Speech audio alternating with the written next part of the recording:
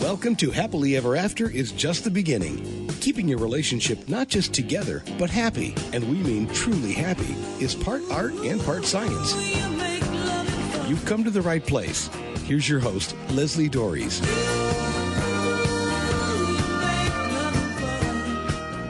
Your relationship started out in a whirlwind. You couldn't believe how perfect your partner was for you. It seemed as if they could read your mind. And then everything changed. Now, nothing you do is enough or right. The more you offer, the more your partner wants, and it never seems to be reciprocated. Is your partner selfish, immature, or a narcissist? What's the difference? And more to the point, what options do you have? So if you're caught in one of these difficult relationships, then you're in the right place. Fellow licensed marriage and family therapist, codependency and narcissist expert, and author of the new book, Dating, Loving, and Leaving a Narcissist, Essential Tools for Improving or Leaving Narcissistic and Abusive Relationships, Darlene Lancer is here to help you out. So Darlene, thanks for coming back on the show and talking about what is both a very commonly talked about thing today and also, I think, a misunderstood thing today.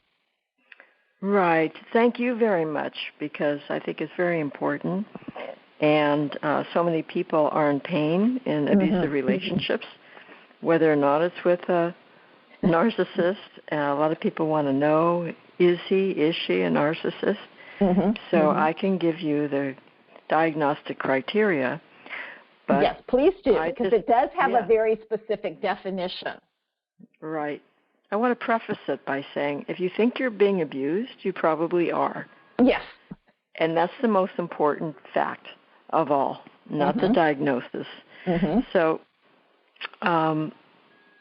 first of all, to have NPD, narcissistic personality disorder, there's 3 essential ingredients or traits, and one is a lack of empathy. And the next is a sense of grandiosity. They think they're the great, the best, the most perfect, wonderful. Sometimes they are very successful, and other times it's like, I should be. People don't see it. It's just in their imagination. They haven't been found out yet. Right. And the third is that they have an excessive need for admiration, and it's never ending. So they can be complimented and praised, and an hour later they need to hear it again. It doesn't stick.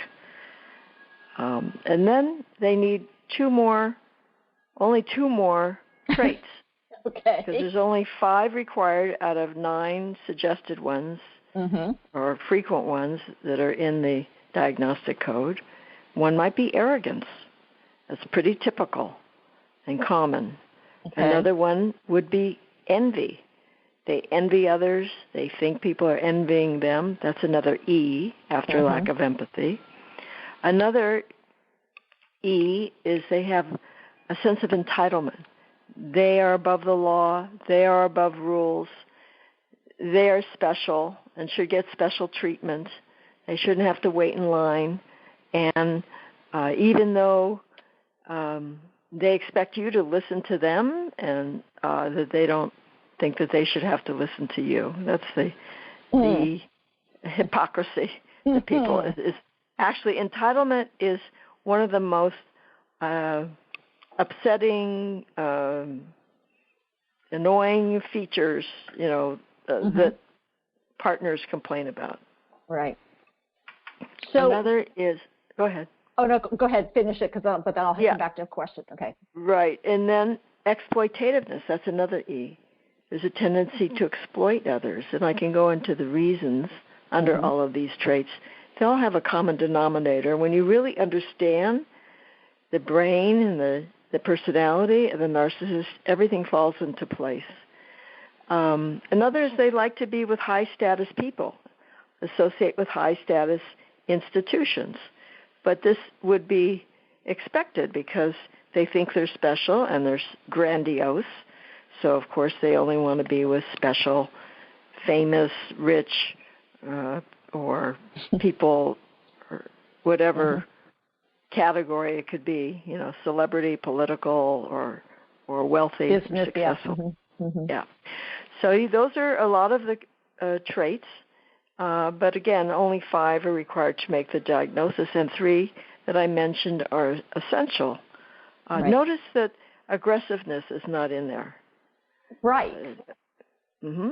So not all narcissists are violent or physically abusive. Many are, but many are not. So that's not necessary. However, if a person is aggressive, and it could be in words too, not just physically, raging and things like that. So the more aggressive a person is, the more and more frequent, the worse the narcissism is. And I have to point out that narcissism exists on a continuum. So some people maybe only have 3 traits, and they're mild. Some people have all 9 and more. Right. They might be aggressive also. They might be doing criminal behavior, and that's called malignant. There's different types of narcissists, and that's more severe. Okay. The more sociopathic behavior, criminal behavior, lying and ruthlessness and malicious, cruel behavior. Then it gets to be pretty much like a sociopath. Right. So I did want to go, because you talked about grandiosity being a necessary trait for the diagnosis, but that arrogance isn't always present. So what's the difference between arrogance and grandiosity? Well, one you might think you're great. The others you think you're better than everyone else. Oh, okay. So it is a little different. Okay, got it. So people haven't found out that you're such a talented artist. Okay. So you probably would maybe think you're better than other artists, but arrogance is across the board. You're just superior to everyone. On everything. Yeah, you're better than other people, and you do the best. Everyone's inferior to you, and okay. Often as it could be a minority group. Mm-hmm. So this is really interesting, because if somebody were exhibiting these behaviors, you would think it would be almost like, a flashing red light, stay away from me. But in many cases, they're so attractive in the beginning. What makes narcissists so attractive at the start? That's a very good point. Okay. So they're very skilled, first of all, at manipulation. But they're very charming, and they can be seductive. And they do this because they want your admiration. They crave it. So they want to make you like them and love them. And they use charm to do that. And they're motivated to have power and control over someone, and that's one way to do that. When that doesn't work, then they will use more painful means to exercise power over you. So they're skilled at charm, and they'll do this. Some are game players in dating relationships. Not all. Some other narcissists actually want a secure marriage while they can work and someone to raise their children. So they can be very charming, and once they know that you're dependent on them and you idealize them, which a lot of partners do, then they don't have to work so hard, because it's a lot of effort. So typically a narcissist will be friendly and charming in public, and then they treat their family terribly or very differently, because they don't have to. They can be nice and charming when they have to. Yeah, as you're talking about this, I'm flashing back to my early days when I worked in with a domestic violence organization, and a lot of what you're talking about is falls right into that power wheel, that abusive pattern. So this is going to be a kind of a silly question, but I'm going to ask it anyway. What makes being in a relationship with a narcissist so difficult? Well, in personality studies, there's they call it the Big Five personalities traits, and they've decided, researchers have found that these 5 traits seem to be hereditary. And one of the traits is agreeableness. Okay. And statistically, narcissists are disagreeable. So well, yeah, they don't sound very nice, right? Well, they can be agreeable when they want to be, when it serves their purpose. So there are many things. I mentioned aggressiveness, entitlement. That can be very annoying.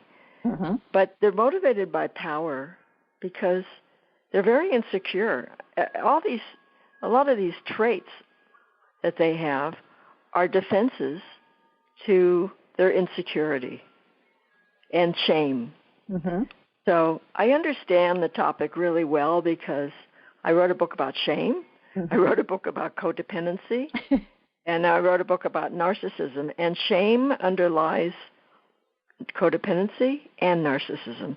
And it drives the behavior of both the codependent and the narcissist. And by the way, I think narcissists are codependent too. So I'm probably in the minority there, but they share a lot of common traits, and I go into that in my book. But so this behavior is so that they can feel better about themselves, and so they can have power because they don't feel safe most of the time unless they know they're number one, unless they're on top. They feel very insecure and threatened otherwise. So they want to have control, and they want to have power over you. So that can make the relationship difficult because one of the ways they do it is if you're not looking up to them and admiring them, they will do the reverse. They will put you down. So you have to be one down beneath them. Right. I get that. That makes sense. So they have to come first, and that makes them feel safe and secure. One way is if you admire them and look up to them, then they feel on top. They're inflated. And I have diagrams to explain this in my book. Or they look down on you. They're on top and they look down on you. This works good in a codependent relationships because codependents usually look up to other people. They want to idealize a narcissist because they don't feel good about themselves. Narcissists don't feel good about themselves, but they pump themselves up to feel superior, like a bully. And they lack empathy, emotional empathy. So they don't see you as a separate person with interior feelings and needs. They're not connected to their own interior, and so they won't be sympathetic to you. You're sick. Well, maybe that's an inconvenience to them. Yeah, get up and fix my dinner anyway, right? I've heard some horrible stories. Some I have in my book. So another thing is they don't see themselves clearly. They have illusions about themselves. So they don't even accurately perceive that if you love them. That they can't. They need this constant supply of having their needs met and their demands and admiration. That gets exhausting. They can be very provocative and argumentative. And the facts don't matter to them because it's just a power play. Like if you've worked with abusers, you know that people make a mistake of defending, explaining, and arguing. Right. That just feeds the abuser's motive because the motive is to be on top, to have control. And if they can win an argument, if they can keep the argument going, then they have some control and power. If you ignore them, then they don't. And their defenses with others get in the way of the relationship, so they will brag or they'll withdraw. They don't want to get too close to anyone. Intimacy is the issue. They don't want to look weak or vulnerable. So partners get very frustrated and hurt that they can't get the closeness that they want because A narcissist their fear gets in the way. They're too secure to be open up to people. Mm-hmm. And then they use projection a lot in their defenses. The parts about themselves that they don't want to accept, they project on other people. Right. So they say to their wife or their child, "You're selfish." Mm-hmm. They don't realize that they're selfish. Or they'll say, "You're controlling," and they don't realize they're controlling. Mm-hmm. And they have a lot of denial. So their memories aren't even very good because they're not really present. Mm-hmm. And this sense of entitlement, all this, the abuse that they dish out, but they can't take it. They're very thin-skinned. Mm-hmm. So you have to tiptoe around them, or they'll go into a rage to defend themselves. All these make it very difficult. And all these are to ward off the shame they feel inside. Mm-hmm. Okay. And also, the worst is the perfectionistic narcissist, because then he wants everyone in his family or his employees to be perfect and perform perfectly, because that's also a defense to shame. Mm-hmm. Anything less than perfect brings a lot of feelings of unworthiness and shame. Toscanini, the famous composer and conductor, was known to cancel performances that were fully sold out if, like, the third violin was like a half a note off. He could hear it, and he just wouldn't perform. Right.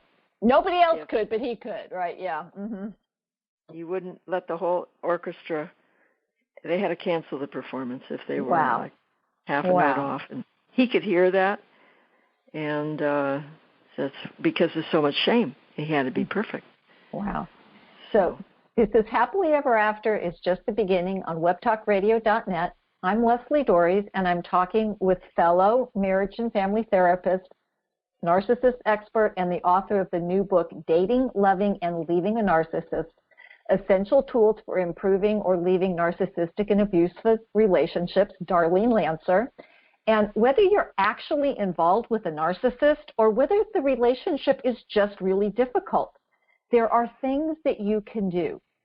You matter, not more than the other person, but not less either. So if you're in a relationship that feels one-sided and you're struggling in it, do not wait another minute.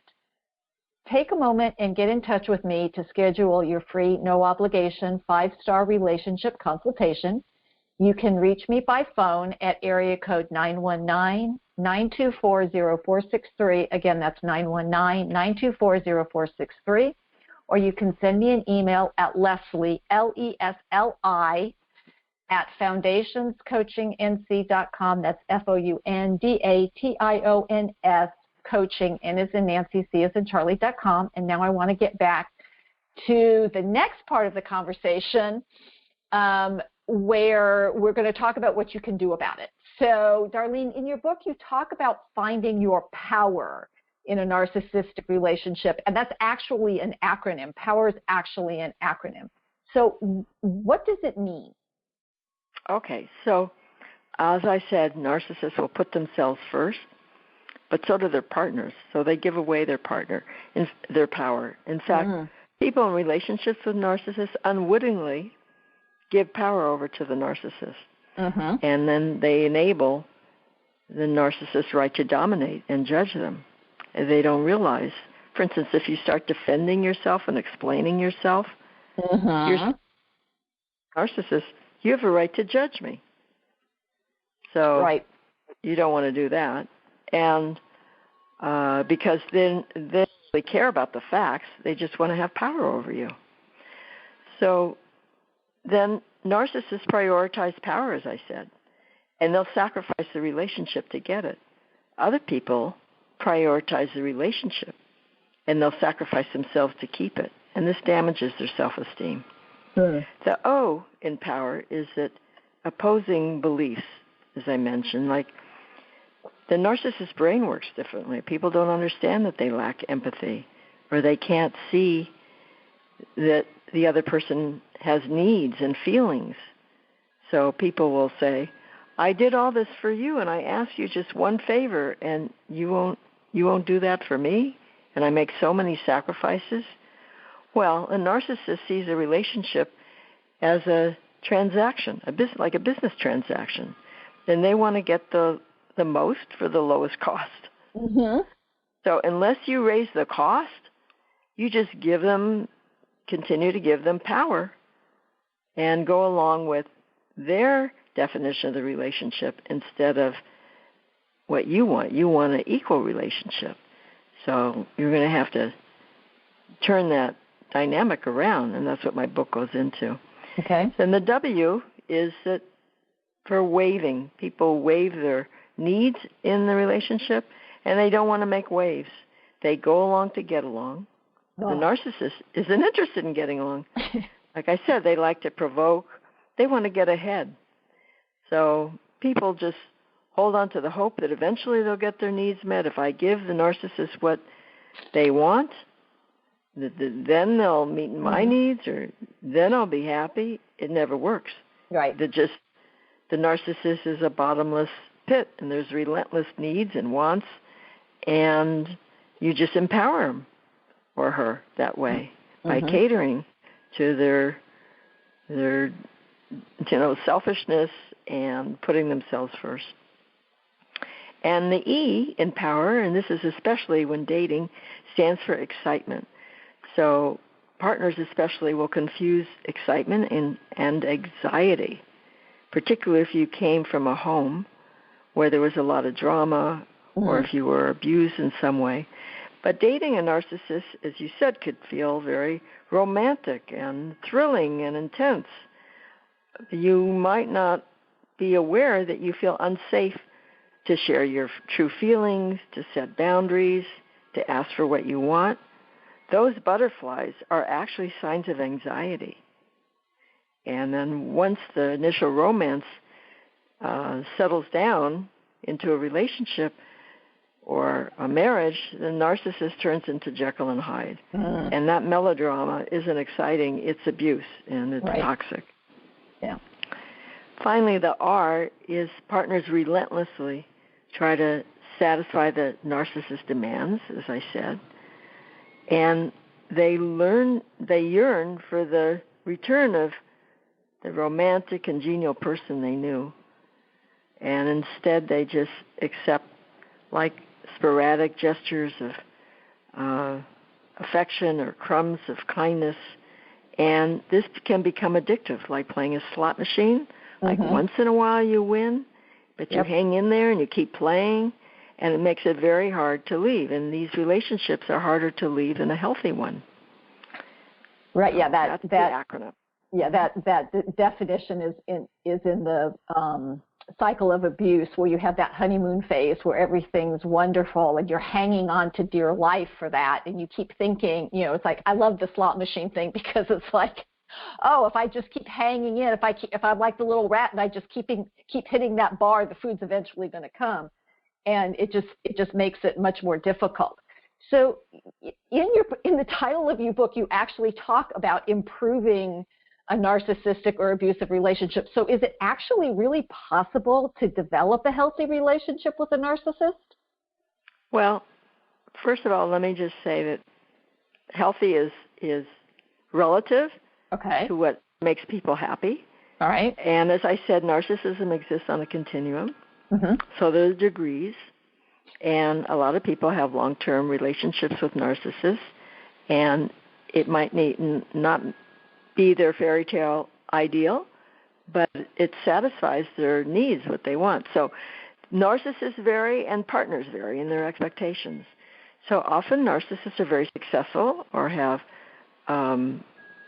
a very lively, interesting lifestyle, and that might be a reason that someone wants to stay if they don't have to experience abuse. Okay. So someone else might just want to stay and raise the family, and they also don't want to experience abuse. So, someone else might want a very intimate, emotionally intimate relationship. That might not happen with the narcissist. But again, it's degrees of narcissists. Some are more aware than others. So it's going to vary in each relationship. depending on what you want and how severe the narcissism is. If you do the steps in my book, you'll see that it'll improve, and then you have a better way to assess it, and I give some criteria about a prognosis of the relationship. And some narcissists can be motivated to go to therapy, and that will help the relationship also. So those are some of, and a lot of people say, well, can a narcissist love? Does he or she love me? And I give some examples about love too, and how you can evaluate that in your relationship. But I've seen these relationships improve. The most important thing is changing that balance of power, because people call me because they want to stay in the relationship. Right. They don't want to leave, and even though it's been awful, they don't want to leave. They want to improve it. And if they were going to leave, they would have. But as I said, it's hard to leave. And not only that cycle of abuse, but there's trauma bonds and something called intermittent reinforcement. You were talking about the rat pressing the lever. And the interesting thing is, even after the reward stops coming, they keep pressing it. Yep. So even when those rewards or the affection gets less and less and less, people they can't stop themselves, and it becomes this addictive process. So doing all these steps in the book will prepare you to leave too. Okay. So you can't. It's not easy. You would have left already if you if you wanted to. And it is. I had a client a few years back, and she eventually left her narcissistic husband. But again, and then it was like, well, we have children together, so I still have to deal with this person, and of course that's its own. I mean, it's this thing. So I do want to ask, because, and again, I need to reiterate, because it's the same thing you said, that if you're not feeling comfortable, if you're not feeling loved, if you're not feeling safe in your relationship, we don't need to label it. It just means you got to figure out how to make it better. But exactly. But what can or should people be on the lookout for when they're dating, when this person seems just so amazing, and like you said, it's the sweep you off your feet and take you away for the weekend, and it's all this wonderful stuff, and it's that initial, their initial investment in you to get what they eventually want. So are there warning signs? Well, you just kind of described it. Someone who's like sweeping you off your feet, etc. It's like, are they being real? And how do you feel inside? This is what I'm talking about. This excitement gets confused with anxiety. Are you afraid to rock the boat? That might be a warning sign that you're not really feeling comfortable. It's so intense and thrilling. And now, sexual attraction can kind of confuse you. They say, like, lust is blind. So take your time getting sexually involved so you get to know the person. And if they're telling you they want to marry you, like in the first couple of weeks when they don't even really know you, that says something about their maturity and their credibility. Because how do they really, you don't really know each other at that point in time. Well, and for me, one of the best things is ask about previous relationships and pay attention to how they talk about them, whether it's their relationship with their parents or a previous romantic relationship, or there's some, but it's like, because that will tell, because if that'll show up the grandiosity and the arrogance and the kind of things that you might not see in other ways. Is that accurate? Oh, yes. I have a whole chapter on dating and what to look for. Know your own blind spots, because a lot of it is your own, some of the things like the idealization. Why are you susceptible to idealizing or ignoring your own feelings, or going along and not wanting to make waves rather than speaking up about something that bothers you? So like the bragging you said, any kind of arrogance, look at how they how they talk about their ex, like you said. If they're putting down other people, they'll be really nice to you and they might be talk in demeaning ways about their ex or other people, sooner or later they'll talk about you that way if you stick around. The sense of entitlement. Are they rude to parking attendants or waitresses and things like that? And are they self-centered? Are they only talking about themselves? Are they asking about you? I once went out with someone who just would talk nonstop about himself. And I found that I was getting bored after. It was very interesting in the beginning. Right. And then I found my mind wandering, and I was getting bored. And I said, listening to you, I don't really get the sense that you're interested in getting to know me, because you really haven't asked anything about me. And he said, oh, it's kind of caught him by surprise. And he said, well, people have told me that. And then he asked me, so it wasn't just me, it was obvious. And then he asked me a question, and I answered, and then he went right back to talking about himself. Right. It was like a yes or no question, and then it was so. Right, and you relate a story, and then they one-up you. It's like, well, I did, blah, blah, yeah. I mean, and again, and I'm glad that you talked about this being a continuum, because again, we all have these traits, and whether or not we put them together into this thing that can be diagnosed, I do think that. It for all relationships' sake, we need to be paying attention to these kinds of things. But these warning signs, because it is so devastating. I mean, it not only devastates the person in the relationship, but if there are any children, I mean, it's just adds stuff that doesn't necessarily need to be there. And so I'm so glad that you've written this book. Because and again, I can't think of a more timely topic right now. And so, can you share where people can get the book and how to find out more about you and the work that you do? Sure, thank you. Well, the book is on Amazon right now, and there's a lot of information, talks, and blogs. I have over 200 blogs on my website. Whatiscodependency.com. If you forget that, just my name is DarleneLancer.com, and I have things on YouTube and social media I post every day, and Twitter and Facebook and Pinterest, and so LinkedIn. So I'm really all over the Internet, and you can get information. And I have many other books, too, that are helpful in developing your voice and assertiveness and building your self-esteem and overcoming codependency. So I have a lot of tools for people to learn to get out of these relationships and to build their own sense of self-worth. So again, my book will really be helpful. Doesn't have to be a narcissist. Could be any kind of abuser. It might be a different borderline personality. It could be an addict or just someone who's highly defensive and argumentative. Because like you said, abusers are interested in power and their way, and whether or not it's a narcissist, I wouldn't worry so much about the diagnosis. Focus on building your self-worth and finding your voice and learning to stand up for yourself. Which are all good things. Personally. Yeah, they're all good things so that you can have healthy relationships of all kinds, romantic, parent, friends, coworkers, you name it. I think that's great.